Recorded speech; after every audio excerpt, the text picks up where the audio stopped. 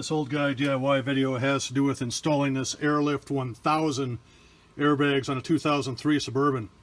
So after reading the instructions, I jacked up the back of the vehicle, tried to crawl under there, screwed around for an hour. I was unable to get the airbag into the coil the way it was supposed to be. So I came back here and I just removed the nut for the anti-sway bar, and I removed the shock, and that allowed this axle to drop down enough so I could remove the whole spring assembly. So I took the spring assembly out, I enlarged this hole to 1 inch by 1 inch as it said. I now have access to put this airline with the clip right onto the airbag here in front of me.